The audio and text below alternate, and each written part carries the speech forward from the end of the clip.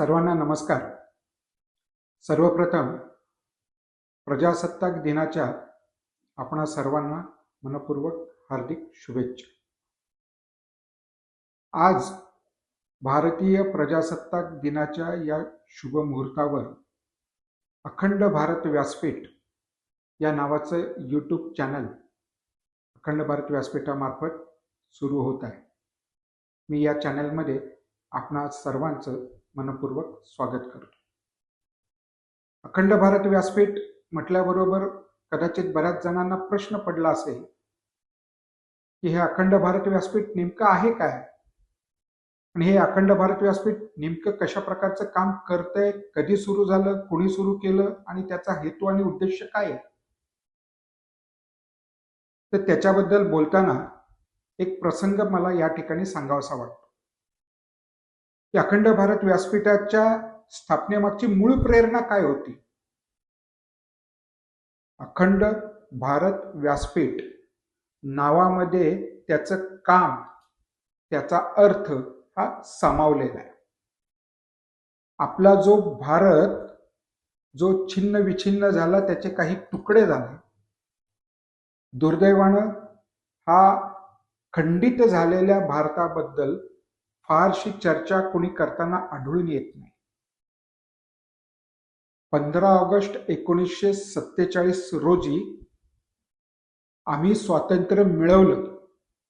तुम्हा सगळ्यांसाठी तो अत्यंत आनंदाचा विषय होता, आनंदाचा दिवस होता.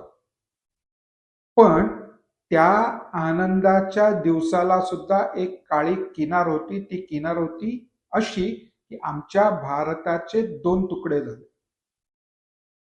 भारत आणि पाकिस्तान हे 2 देश म्हणून वेगळे झाले आणि मग प्रत्येक राष्ट्रभक्ताच्या मनामध्ये ही बोच ती लागून राहिलेली आहे आणि त्याचमुळे प्रत्येक राष्ट्रभक्ताच्या मनामध्ये ही आशा किंवा हे ध्येय हे कोरलं गेलेलं आहे की आज किंवा उद्या किंवा परवा कधी ना कधी आम्ही पुन्हा आमचा जो भारत अखंडित होता तो भारत कधी ना कधी साकार करू.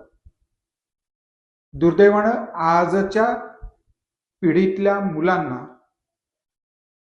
ही सगळी कथा ही ठाऊक नाहीये आणि जर 1947 साली झालेलं विभाजनच जर आजच्या पिढीला ठाऊक नाही तर त्याच्या पूर्वी सुद्धा आम्ही आमचे काही भूभाग हे गमावलेले आहे, हे कुठून ठाऊक असणार. आणि मग हा सगळा इतिहास कुठेतरी आजच्या पिढीच्या मनावर कोरला जावा, त्यांना हा सगळा इतिहास समजावा आणि कधी ना कधी हा सगळा भूभाग आज नाही तर उद्या आम्ही परत मिळवणार आहोत, अशा प्रकारची विजिगीषी वृत्ती या सर्व नवीन पिढीच्या मनामध्ये निर्माण व्हावी यासाठी अखंड भारत व्यासपीठाची स्थापना झाली.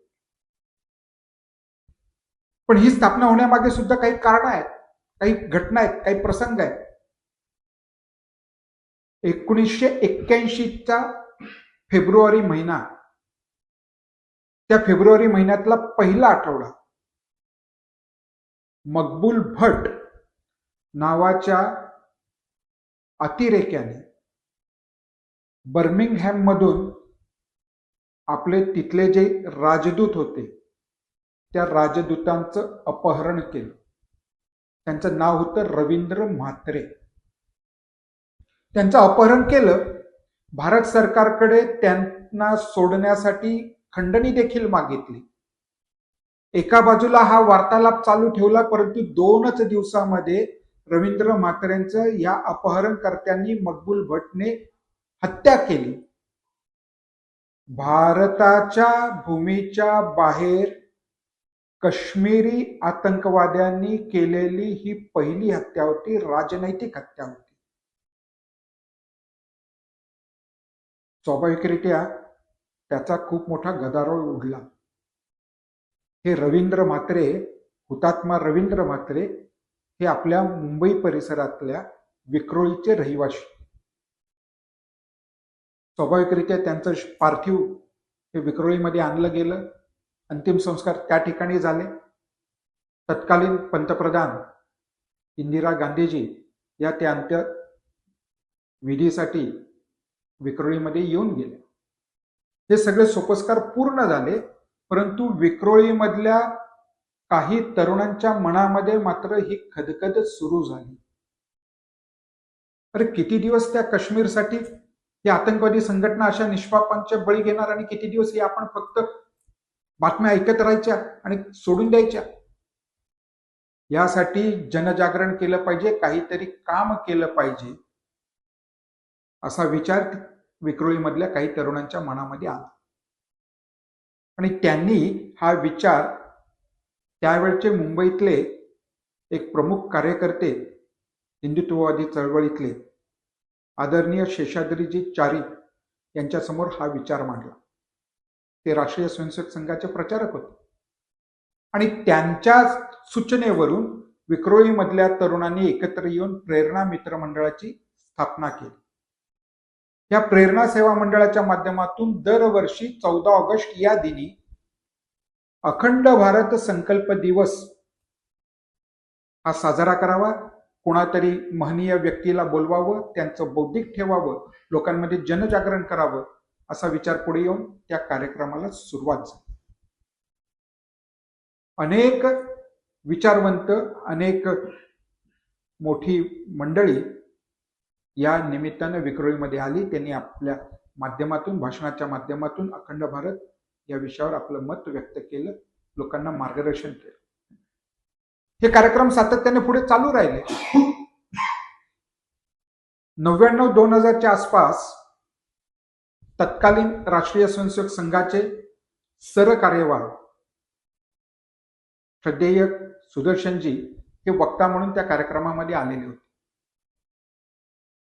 त्यांनी सुचवलं, त्यांनी म्हटलं की अखंड भारत संकल्प दिवस हा केवळ एक दिवसा पुरता विषय नाहीये. तो एक दिवस फक्त संकल्प करून बाकीचे दिवस आपण विसरून जाण्यासारखा विषय नाहीये. ही ज्योत जनमानसामध्ये सातत्याने तेवत राहिली पाहिजे आणि म्हणून त्याच्यासाठी आपण वर्षभर रोजच्या रोज काही ना काही काम केलं पाहिजे. आणि मग या चिंतनातून अखंड भारत व्यासपीठ या संस्थेचा जन्म झाला. आदरणीय पद्मश्री मुझफ्फरजी हुसेन, ज्येष्ठ पत्रकार विचारवंत, हे त्या मंडळाचे संस्थापक अध्यक्ष झाले. आणि मग इथून पुढे आज तागायत अखंड भारत व्यासपीठाच्या माध्यमातून वेगवेगळ्या उपक्रमातून अखंड भारत संकल्पाचा विषय हा जनमानसामध्ये सातत्याने तेवत राहील यासाठी काम केलं गेलं.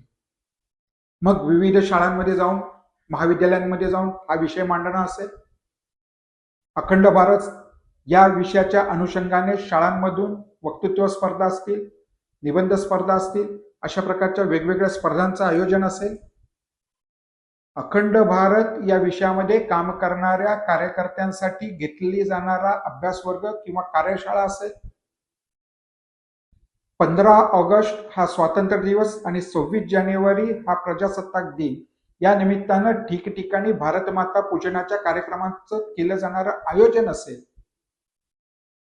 त्यानिमित्तानं विशिष्ट पत्रक काढून त्या पत्रकाचं वाचन अनेक ध्वजवंदनाच्या कार्यक्रमामध्ये होईल, अशा प्रकारचा देखील उपक्रम अखंड भारत व्यासपीठाच्या माध्यमातून हा चालवला जातो.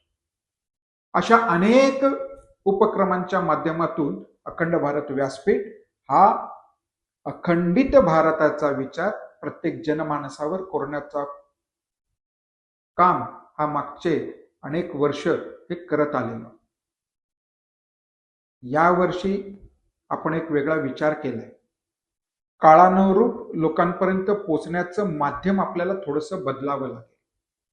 आपण अभ्यास वर्ग घेतो, भाषणं घेतो, पण हे सध्याचं युग जे आहे त्या युगानुकूल आपण आपल्या कार्यपद्धतीत बदल करून एक युट्यूब चॅनल सुद्धा आपण सुरू करतो आहोत.